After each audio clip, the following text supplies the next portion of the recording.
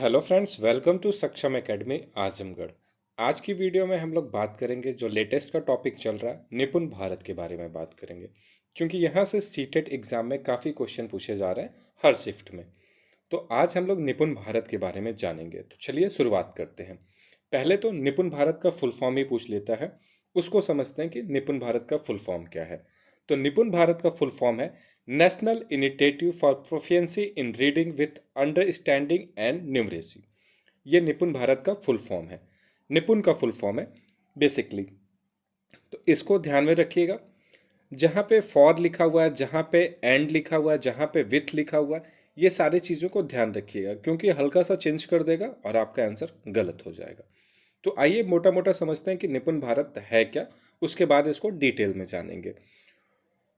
और इसको हिंदी और इंग्लिश में सेम लिखते हैं, हिंदी में भी यही लिखेंगे और इंग्लिश में भी वैसे ही लिखेंगे। तो दोनों में एक ही चीज़ रहेगा, कुछ अलग नहीं रहेगा। तो आइए इसको समझते हैं। पहला पॉइंट दिया गया है कि निपुण भारत कार्यक्रम का उद्देश्य जो है वो बुनियादी शिक्षा और संख्यात्मक ज्ञान के लिए एक सुलभ वातावरण प्रदान करना है। ठीक है, एक अच्छा वातावरण प्रदान करना है ताकि बच्चे अच्छी तरीके से चीज़ों को समझ सकें और वो करके सीखें, लर्निंग बाय डूइंग के तरीके से सीखें। ठीक है, नेक्स्ट पॉइंट कहता है इसके साथ ही साथ यह सुनिश्चित करने का प्रयास किया जाएगा कि प्रत्येक बच्चा कक्षा 3 के अंत तक 2026 से लेकर 2027 तक पढ़ने, लिखने और अंक गणित में वांछित सीखने की क्षमता को हासिल कर ले। कब तक? तो 2026 से 27 तक के। और इसे संचालन किसने किया है, इसे लागू किसने किया, या इसे लाया कौन है? तो अपने जो जो अपने पूर्व शिक्षा मंत्री थे, केंद्रीय शिक्षा मंत्री, उनका नाम है रमेश पोखरियाल निशंक। इनके द्वारा ये चीज़ लागू किया गया, या इनके द्वारा यह निपुण भारत की शुरुआत की गई है। ठीक है, और इसे संचालन कौन करेगा? तो इसे संचालन करेगा शिक्षा मंत्रालय के स्कूली शिक्षा और साक्षरता विभाग द्वारा इसे बढ़ाया जाएगा या संचालन किया जाएगा।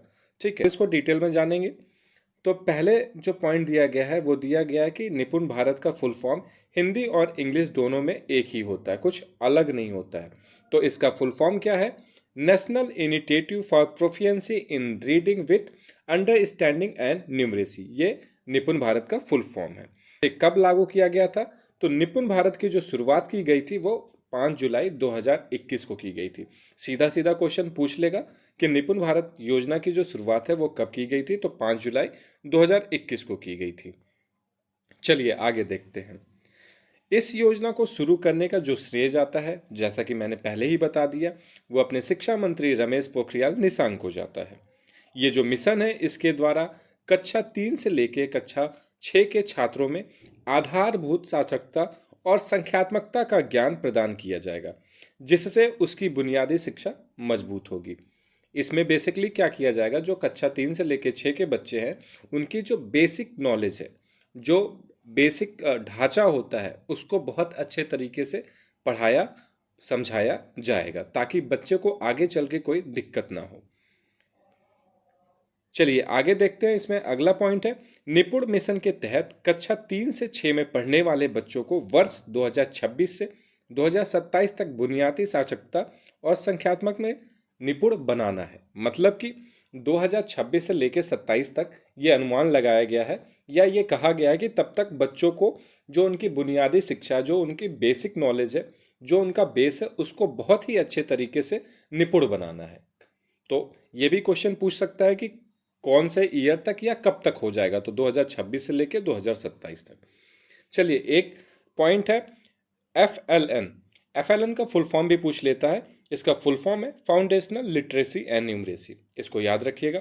ठीक है, इसका जो लाभ है वो आपके प्राइवेट स्कूल के साथ साथ गवर्नमेंट स्कूल को मिलेगा, या यूं कहें गवर्नमेंट स्कूल के साथ साथ प्राइवेट स्कूल को भी इसका लाभ मिलेगा। तो ये पॉइंट भी ध्यान देने लायक है। चलिए अब बात कर लेते हैं कि इसे कितने भागों में बांटा गया है या कितने चैप्टर में बांटा गया है। ठीक है, तो इसे टोटल 17 चैप्टर में बांटा गया है। तो आपको चैप्टर नहीं रखना है या इसके भाग नहीं रखने हैं, आपको बस इतना ध्यान रखना है कि ये कितने पार्टों में बांटा गया है। तो 17 पार्टों में। ठीक है, तो जो इसका चैप्टर 1 है वो परिचय हो गया, इसका इंट्रोडक्शन हो गया। ठीक है। दूसरा हो गया इसका chapter understanding foundational language and literacy. इसी तरीके से करते करते आपके 17 हैं टोटल, जैसा कि आप देख सकते हैं अपने स्क्रीन पे। लास्ट वाला मैं आपको बता देता हूँ। लास्ट वाला चैप्टर 17 जो है, या पार्ट 17 कह सकते हैं आप, need for research evaluation and documentation. ठीक है, ये आपका चैप्टर नंबर 17 है, या पार्ट 17 कह सकते हैं आप। चलिए अब बात करते हैं बुनियादी साक्षरता और संख्यात्मकता क्या है, इसको समझते हैं कि ये क्या चीज़ है। तो इसमें कहा है कि निपुण योजना के तहत सरकार का प्रयास है कि जो छोटे छोटे बच्चे हैं, जो कक्षा 3 से 6 तक, उनको साक्षर बनाना है। मतलब जो हमारे स्कूल में छोटे छोटे बच्चे होते हैं कक्षा 3 से लेकर 6 तक को, उनको हर क्षेत्र में या उनके पढ़ाई के क्षेत्र में उनको साक्षर बनाना है। सिर्फ उनको किताबी ज्ञान नहीं देना, उन्हें करके सिखाना है। लर्निंग बाय डूइंग पे ज़्यादा फोकस करना है। ठीक है, साक्षर होने से तात्पर्य यह है कि बच्चों को वह योग्यता हासिल हो जिसके जरिए छात्र पढ़ने, लिखने, बोलने तथा व्याख्या करने में सक्षम हो। जैसे कि बच्चे किसी के सामने में बोलने में हेजिटेट करते हैं। ठीक है, अगर उन्हें सामने खड़ा कर दिया जाए तो वो बोल नहीं पाते, तो उन्हें व्याख्या करने तथा उन्हें बोलने तथा पढ़ने लिखने में साक्षर बनाना है। ठीक है, चलिए आगे देखते हैं। इसके साथ साथ वह दिन प्रतिदिन की समस्याओं को हल करने के लिए मूलभूत संख्यात्मक विधियों और विश्लेषण का उपयोग करने की क्षमता ग्रहण कर सके। ठीक है, जो उनके डेली लाइफ में चीज़ें हो रही, जो समस्याएं हो रही हैं, उनको वो हल कर सके, उन्हें अलग अलग विधियों के द्वारा समझाया जा सके, सिखाया जा सके। चलिए अब बात करते हैं नेक्स्ट पॉइंट पे, इसको समझते हैं ये क्या कह रहा है। इस बुनियादी साक्षरता और संख्यात्मकता के आधार पर विद्यार्थी भविष्य में कोई भी विद्या, शिक्षा या शिक्षण ग्रहण कर सकते हैं। ठीक है, इसके आधार पर भविष्य में बच्चा चाहे जो भी शिक्षा शिक्षण कर सकता है। ठीक है, यह जो बुनियादी साक्षरता और संख्यात्मकता का ज्ञान जो है, वह विशेष रूप से किस बच्चे को या किस ग्रेड तक के बच्चे को है, तो विशेष रूप से 3rd ग्रेड तक का प्राप्त करना है। इस चीज को भी आप ध्यान रखिएगा। निपुण भारत को 2023 की शुरुआत में लागू कर दिया जाना है, जो आपके नई शिक्षा नीति को और बेहतर बनाने का काम करेगा। ठीक है, इस मिशन को देश के सभी राज्यों और केंद्र शासित प्रदेशों में लागू किया जाएगा। तो अपने देश में कितने राज्य हैं? तो अपने भारत में 28 राज्य हैं। ठीक है, और केंद्र शासित प्रदेश कितने हैं? तो केंद्र शासित प्रदेश जो है वो 8 है। तो इन सभी जगहों पे ये चीज़ों को लागू करना है, और इसे 5 भागों में या 5 लेवल में बांटा गया है। वो कौन कौन से लेवल है? तो इसे राष्ट्रीय स्तर पे, उसके बाद राज्य स्तर पे, उसके बाद जिला स्तर पे, उसके बाद आपका ब्लॉक स्तर पे, उसके बाद स्कूल स्तर पे। इसको अच्छे से याद रखिएगा। इसकी सीरीज लगाने के लिए दे सकता है, या सीरियल पूछ सकता है इसका, या कौन से लेवल में क्या चीज़ है वो पूछ सकता है। चलिए एक एक करके जानेंगे। इसके जो 5 लेवल है उसको पहले देखते हैं एक बार फिर से कि वो कौन कौन से है। तो पहला इसका स्तर है राष्ट्रीय स्तर, दूसरा है राज्य स्तर, तीसरा है जिला स्तर, चौथा है आपका ब्लॉक स्तर, उसके बाद जो आएगा वो स्कूल स्तर पर लागू किया जाएगा। ठीक है, आइए एक एक करके सारी चीज़ों को जानेंगे। पहले जानते हैं राष्ट्रीय स्तर, नेशनल लेवल मिशन क्या है, इसको समझते हैं। जैसा कि नाम है राष्ट्रीय, तो इसे राष्ट्रीय स्तर पर लागू किया जाएगा। इसे स्कूल शिक्षा और साक्षरता विभाग द्वारा इसे संचालन की जिम्मेदारी दी गई है। जो इसका संचालन करेगा वो कौन करेगा? तो स्कूल शिक्षा और साक्षरता विभाग के द्वारा होगा। ठीक है, चलिए बात करते हैं राज्य स्तर पे। तो राज्य स्तर, जैसा कि नाम है, इसे राज्य स्तर पे लागू किया जाएगा। इसकी जिम्मेदारी जो होगी वो स्कूल शिक्षा विभाग की होगी। इसके लिए एक अलग से कमेटी भी गठित होगी जिसका नाम है रिपेयरिंग समिति का गठन। ठीक है, चलिए अब बात करते हैं जिला स्तर। जिला स्तर जैसा है, जैसे कि सबका नाम है उसी पे लागू होना, जिले स्तर पे ये लागू किया जाएगा। और इसका जो संचालन है वह कौन करेगा? तो वह जिले के डिप्टी मजिस्ट्रेट तथा डिप्टी कमिश्नर करेंगे। ठीक है, जिले लेवल पे। अब इसके बाद बात करते हैं ब्लॉक लेवल पे। तो जैसा कि नाम है, इसे ब्लॉक लेवल पे लागू किया जाएगा। ब्लॉक क्लस्टर मिशन इसे कहते हैं। ठीक है, इस ब्लॉक के स्तर पे जो एजुकेशन ऑफिसर होते हैं ब्लॉक लेवल के, उनके द्वारा या उनके निगरानी में इसका संचालन किया जाना है। इसके बाद बात करेंगे हम लोग, जो लास्ट वाला है स्तर, वो स्कूल स्तर है। तो इसमें क्या है, ये स्कूल लेवल पे लागू किया जाएगा। इसमें 2 लोग का रोल ज़्यादा रहेगा, एक शिक्षक, दूसरा बच्चों के अभिभावक का। ठीक है। और इसमें जो पार्टिसिपेशन होगी जिसकी होगी वो स्कूल के मैनेजमेंट की होगी तथा कम्युनिटी पार्टिसिपेशन की होगी। इस मिशन को स्कूल और कम्युनिटी लेवल पर संचालन किया जाना लागू किया जाएगा। ठीक है। इसमें जो मैनेजमेंट के शिक्षक होते हैं तथा बच्चों के जो अभिभावक होते हैं उनके द्वारा इसे अपेक्षित किया जाएगा, जैसा कि मैंने आपको पहले ही बता दिया। तो ये 5 स्तर है। एक स्कूल स्तर हो गया लास्ट वाला, उसके पहले ब्लॉक हो गया, उसके पहले जिला हो गया, उसके पहले राज्य हो गया और उसके पहले आपका राष्ट्रीय स्तर हो गया।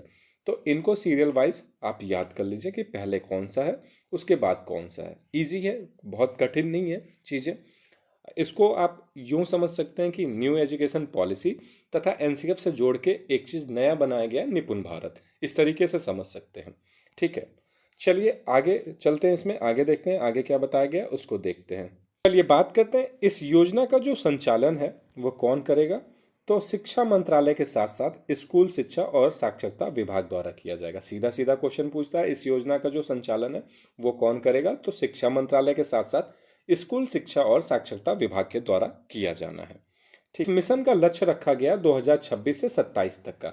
और इसमें जो हमारे छोटे बच्चे होते हैं 3 से 9 वर्ष के बच्चे की शिक्षा पे बेहतर तरीके से ध्यान दिया जाएगा और उन्हें बेहतर तरीके की शिक्षा प्रदान की जाएगी। इसके बाद इसके अंतर्गत जो बच्चे आते हैं वो प्री स्कूल 1, प्री स्कूल 2 तथा प्री स्कूल 3, जिसे हम लोग बाल वाटिका के नाम से जानते हैं। इसके बाद आएगा आपका ग्रेड 1, ग्रेड 2 तथा ग्रेड 3। इन सभी बच्चों के ऊपर कक्षा में इन सभी बच्चों के ऊपर कक्षा के दौरान भाषा और गणित का बेहतर ज्ञान किया जाएगा। ठीक है, कौन सा, तो आपके हो गए pre school 1, pre school 2, pre school 3 बाल वाटिका जिसे, फिर उसका आपका ग्रेड 1, ग्रेड 2 और ग्रेड 3। इन सभी बच्चों को कक्षा के दौरान किस चीज़ का बेहतर ज्ञान दिया जाएगा, तो भाषा और गणित का बेहतर ज्ञान दिया जाएगा। जैसे कि हम लोग इसको फॉर एग्जाम्पल के तौर पे समझ सकते हैं, सीखने के लिए आकलन जो पढ़ाई के दौरान होता है उसी तरीके से पढ़ाई के दौरान बच्चों को भाषा और गणित का ज्ञान दिया जाएगा बेहतर तरीके से। ये इसी एज में देना स्टार्ट कर दिया जाएगा ताकि उनको बाद में चल के समस्या ना हो, कोई दिक्कत ना हो। ठीक है, चलिए इसको समझते हैं। निपुण भारत का जो उद्देश्य है वह बच्चों में उच्च गुणवत्ता एवं शिक्षक के संसाधनों शिक्षण सामग्रियों का विकास करना है। ताकि क्या हो, ताकि बच्चे के साथ साथ शिक्षक को भी नई तकनीकों के साथ जोड़ा जा सके। इसमें क्या होता है कि नई तकनीकों का इस्तेमाल किया जाए ताकि शिक्षक को भी इस चीज़ की ट्रेनिंग मिल सके, ताकि वो नई तकनीकों को इस्तेमाल करके बच्चों को बेहतर तरीके से ज्ञान सिखा सके, ज्ञान दे सके, ज्ञान बता सके, ताकि बच्चे के साथ साथ शिक्षक भी अपग्रेड होते रहें तथा प्रधानाध्यापक भी अपग्रेड होते रहें। ठीक है, इसमें प्रत्येक सिंगल बच्चे पर ध्यान दिया जाएगा। एक एक सिंगल बच्चे पे जो क्लास में होंगे ध्यान दिया जाएगा कि कौन से बच्चे की क्या कमियां हैं, क्या खामियां हैं, क्या उसकी अच्छाइयां हैं। फिर फोकस किया जाएगा कि जो उसकी कमियां हैं वो किस वजह से, उस वजह को पता किया जाएगा। उसके बाद उसका अध्ययन करने के बाद उसे उसकी प्रॉब्लम से निकाला जाएगा या उसकी जो प्रॉब्लम है, उसकी कमियां जो है उसे सुधारा जाएगा।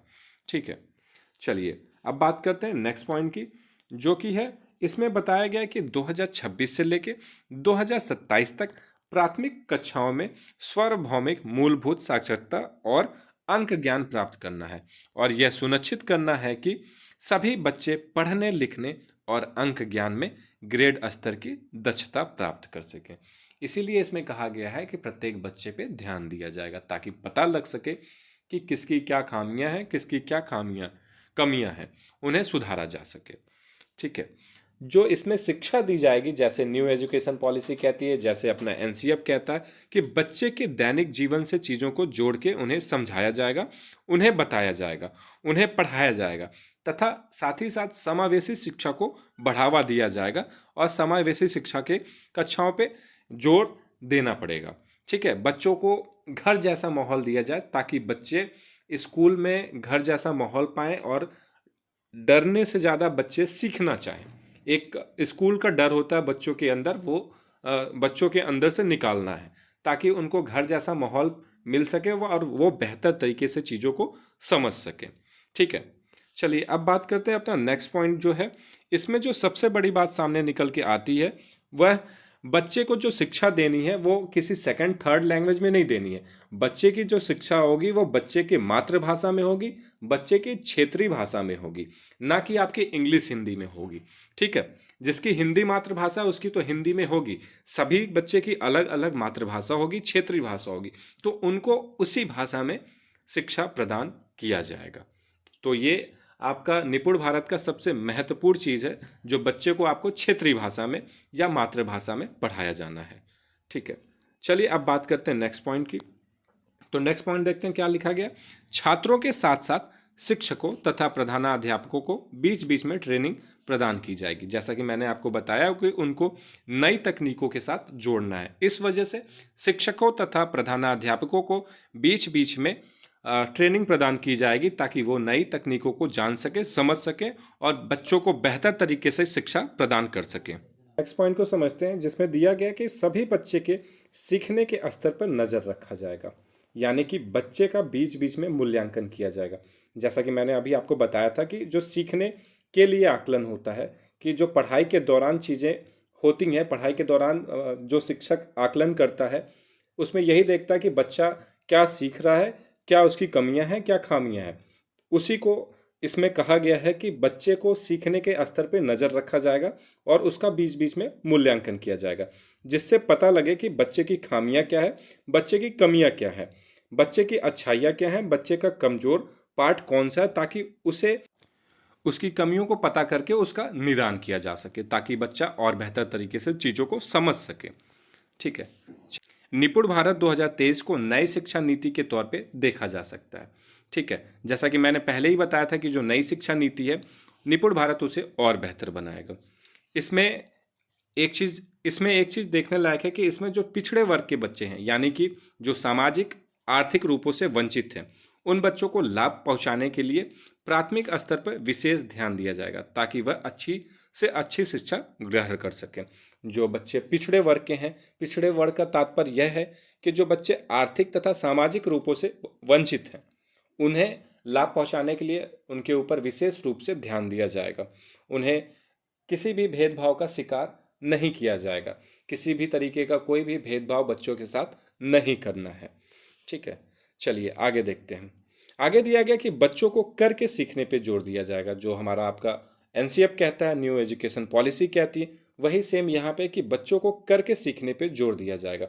बच्चों को खिलौने के माध्यम से, बच्चों को खेल के माध्यम से चीज़ें सिखाई जाएगी। देखिए यहाँ पे दिया गया कि बच्चों को खेल के माध्यम से चीज़ें सिखाई जाएगी, तो खेल खेल के द्वारा बच्चों को चीज़ें सिखाना है। ठीक है, उनके ऊपर पढ़ाई का बोझ नहीं बनना है, उन्हें खेल के माध्यम से चीज़ें समझा देनी है, सिखा देनी है, ताकि बच्चा का इंटरेस्ट बना रहे और चीज़ें वो सीखता रहे और समझता रहे।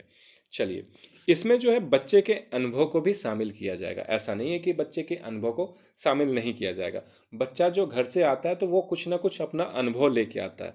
ऐसा नहीं कि बच्चे के पास कोई नॉलेज नहीं होती। बच्चा जब स्कूल में आता है तो उसका कुछ ना कुछ प्रीवियस नॉलेज होता है, तो उसके अनुभव को शामिल किया जाएगा। ठीक है, इसमें बच्चे के विभिन्न क्षेत्रों पे, बच्चे के विकास के विभिन्न क्षेत्रों पे ध्यान दिया जाएगा, ताकि बच्चे का जो विकास है वह पूरी तरीके से हर क्षेत्र में अच्छे से अच्छे तरीके से हो सके।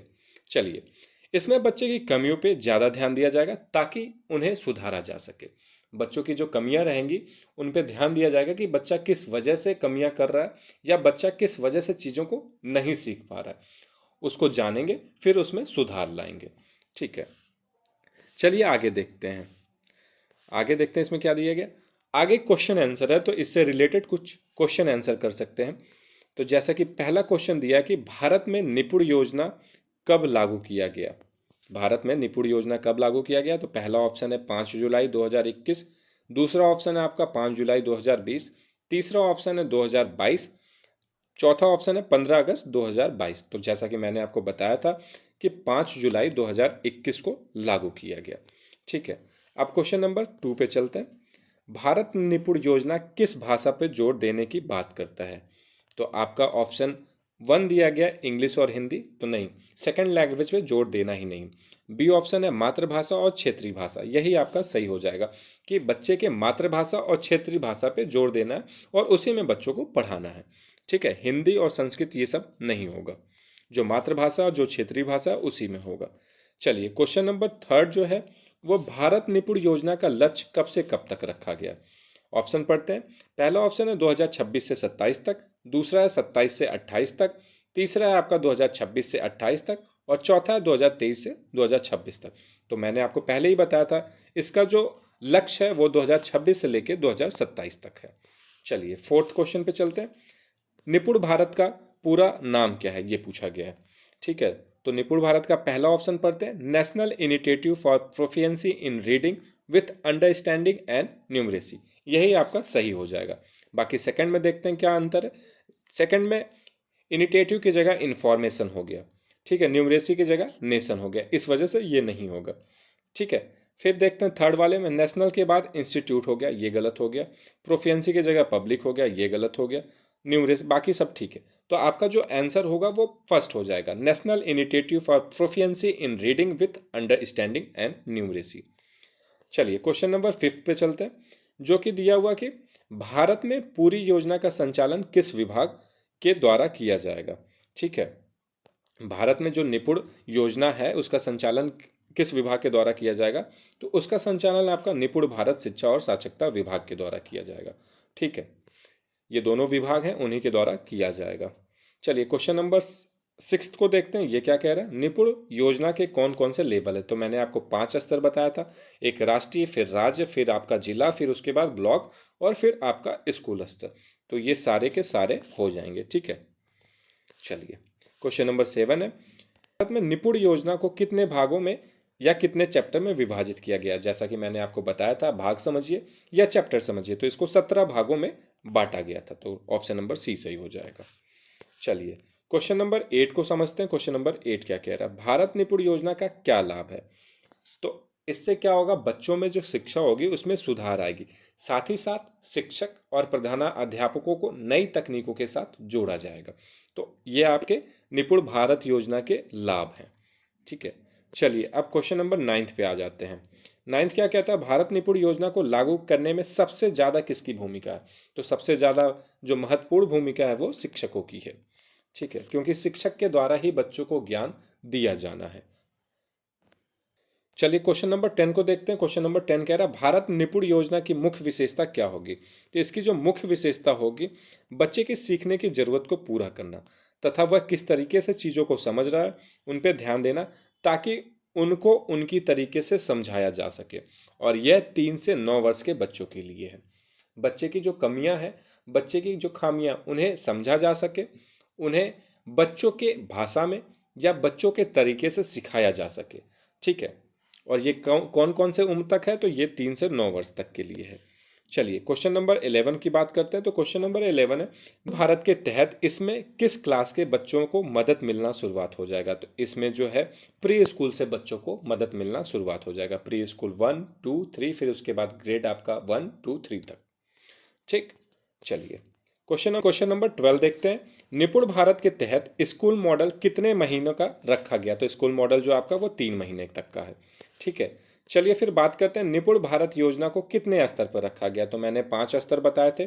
कौन कौन से, राज्य हो गया आपका, नहीं, पहले आपका राष्ट्रीय हो गया, फिर आपका राज्य हो गया, फिर आपका जिला हो गया, फिर आपका ब्लॉक और फिर आपका स्कूल हो गया। तो ये आपके 5 स्तर हो गए। चलिए फिर क्वेश्चन नंबर 14 क्या कह रहा है, भारत में निपुण योजना किसके द्वारा लागू किया गया है। तो भारत में निपुण योजना जो है वो केंद्रीय शिक्षा मंत्री श्री रमेश पोखरियाल निशंक के द्वारा किया गया है। चलिए अब क्वेश्चन नंबर 15, निष्ठा का जो फुल फॉर्म हो जाएगा वो national initiative for school heads and teacher holistic advancement. ये आपका निष्ठा का फुल फॉर्म हो जाएगा। एफएलएन का फुल फॉर्म पूछता है, तो एफएलएन का फुल फॉर्म क्या हो जाएगा, फाउंडेशनल लिटरेसी एंड न्यूमरेसी, इसका फुल फॉर्म हो जाएगा।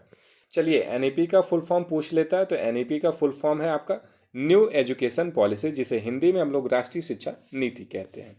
चलिए निपुण भारत का सपना क्या है। तो निपुण भारत का सपना है सब बच्चे समझे भाषा और गणना को। ठीक है, अब बात करते हैं एसबीए का फुल फॉर्म क्या है। ठीक है, एसबीए का फुल फॉर्म है सोशल बेस्ड असेसमेंट, ये इसका फुल फॉर्म है, हो सकता है पूछ ले। एनसीएफ का फुल फॉर्म है नेशनल कैरिकुलम फ्रेमवर्क। ठीक है, तो ये आपका एनसीएफ का फुल फॉर्म है। उसके बाद सीसीई का फुल फॉर्म पूछा था अभी लेटेस्ट के एग्जाम में, तो उसका फुल फॉर्म है कॉन्टिन्यूअस एंड कॉम्प्रिहेंसिव इवैल्यूएशन। ठीक है, चलिए निपुण भारत का फुल फॉर्म तो पूछ ही रहा है, तो इसको एक बार और देख लीजिए। इसका फुल फॉर्म है national initiative for proficiency in reading with understanding and numeracy. ये निपुण का फुल फॉर्म है।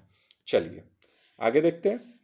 RPWD 2016 ये क्या है? ये विकलांग या दिव्यांग बच्चों के लिए एक एक्ट बनाया गया है जो कब आया था? 2016 को। तो इसका फुल फॉर्म क्या है इसको देख लेते हैं। Rights of person with disability, ये इसका फुल फॉर्म है। ये भी पिछली बार पूछा गया था, तो इस चीज़ को भी ध्यान से देखिएगा और समझिएगा। चलिए बात करते हैं ECCE का फुल फॉर्म क्या है। तो ECCE का फुल फॉर्म है early childhood care and education. जो बच्चों की अर्ली चाइल्डहुड केयर है और उनकी एजुकेशन है, वही ECCE है। चलिए बिक्स का फुल फॉर्म पूछा था और ये कई बार से रिपीट हो रहा, इसके डिटेल में भी अब पूछने लगा। तो बिक्स का फुल फॉर्म है बेसिक इंट्रापर्सनल कम्युनिकेशन स्किल, ये इसका फुल फॉर्म हो गया। इसके बाद काल्प है, इसका फुल फॉर्म जो हो जाएगा वो है कॉग्निटिव एकेडमिक लैंग्वेज प्रोफिशिएंसी। ठीक है, बिक्स जो होता है वो हमारी डे टू डे लाइफ की जो लैंग्वेज होती है, जो हम एक दूसरे से बात करते हैं। ठीक है, और काल्प जो हो गया वो हम प्रोफेशनल तरीके से जो बातचीत करते हैं वो हो गया आपका। चलिए अब बात करते हैं PEEO का फुल फॉर्म क्या है। तो PEEO का फुल फॉर्म है पंचायत एलिमेंट्री एजुकेशन ऑफिसर। तो PEEO का फुल फॉर्म हो गया पंचायत एलिमेंट्री एजुकेशन ऑफिसर। अब बात करते हैं PTR का फुल फॉर्म क्या है। तो PTR का फुल फॉर्म हो गया पीपल टीचर्स रेशियो। ठीक है, अब बात करते हैं RTE का फुल फॉर्म क्या है। RTE का full form right to education. ठीक है, SCRT का फुल फॉर्म क्या हो जाएगा। तो SCRT का फुल फॉर्म हो जाएगा state council of educational research and training. और NCRT का पूछ देगा तो दोनों में सेम है, बस स्टेट की जगह नेशनल कर देना है, national council of educational research and training. ठीक है, चलिए TLM का फुल फॉर्म पूछता है। तो TLM का फुल फॉर्म हो जाएगा टीचिंग लर्निंग मटेरियल। क्या हो जाएगा? Teaching learning material. UT का फुल फॉर्म है तो यूनियन टेरिटरी। ठीक है, BEO का फुल फॉर्म क्या हो जाएगा? ब्लॉक एजुकेशन ऑफिसर हो जाएगा। तो ये कुछ फुल फॉर्म पूछते हैं जो मैं आपको बता रहा हूँ। NIOS का फुल फॉर्म क्या है? तो NIOS का फुल फॉर्म है national institute of open schooling. मतलब कि जो बच्चे रेगुलर क्लासेस में फेल हो जाते हैं, वो जैसे ओपन डिस्टेंस लर्निंग होते हैं जो हमारे, उसी तरीके से NIOS बोर्ड के थ्रू ये घर बैठे पढ़ सकते हैं। इनको जाके सिर्फ एग्ज़ाम देना होता है। तो ये national institute of open schooling हो गया NIOS का फुल फॉर्म। चलिए अब बात करते हैं NGO का फुल फॉर्म क्या है। तो NGO का जो फुल फॉर्म है वो नॉन गवर्नमेंटल ऑर्गेनाइजेशन है। ठीक है, इसके बाद बात करेंगे IECCEI का फुल फॉर्म क्या है। ठीक है, ये भी पूछ सकता है Indian early childhood education programme. तो IECCE का फुल फॉर्म जो है Indian early childhood education programme है। ठीक है, अब बात करेंगे डाइट का फुल फॉर्म। डाइट का फुल फॉर्म पूछा था district institute for education and training, ये आपका डाइट का फुल फॉर्म है। फिर दीक्षा का फुल फॉर्म पूछता है, यह है digital infrastructure for knowledge sharing, ये आपका दीक्षा का फुल फॉर्म हो गया। CBSE का full form central board of secondary education. Diet के जगह कभी कभी बाइट भी पूछ लेता, तो क्या हो गया? Block institute of teachers education. BITE form क्या हो गया? तो block institute of teachers education. ठीक है, ECE का फुल फॉर्म क्या हो गया? तो अर्ली चाइल्डहुड एजुकेशन हो गया। इसके बाद देखते हैं, तो बस ये आपका लास्ट था। तो हम लोगों ने कुछ फुल फॉर्म को इसमें पढ़ा, जिसमें से आपका NIOS इम्पॉर्टेंट है, डाइट इम्पॉर्टेंट है, ठीक है, दीक्षा इम्पॉर्टेंट है, NCRT SCRT इम्पॉर्टेंट है, ठीक है, RTE इम्पॉर्टेंट है, और बिक्स और काल्प, इस चीज़ को आप ध्यान में रखिएगा। ठीक है, इसके साथ साथ आप निपुण भारत की फुल फॉर्म को देखिएगा, CCE के फुल फॉर्म को देखिएगा, कॉन्टिन्यूअस एंड कम्प्रिहेंसिव इवैल्यूएशन को। ठीक है, तो ये निपुण भारत के बारे में कुछ डिटेल था। इसके साथ साथ हम लोगों ने कुछ क्वेश्चन को किया, ठीक है, जो कि सीटेट में इस बार निपुण भारत से हर पेपर में 1 या 2 क्वेश्चन देखने को मिल जा रहा है। तो उम्मीद है आपको चीज़ें समझ में आई होंगी, अच्छी लगी होंगी। और अगर आपको वीडियो अच्छी लगे तो लाइक करें, शेयर करें और कमेंट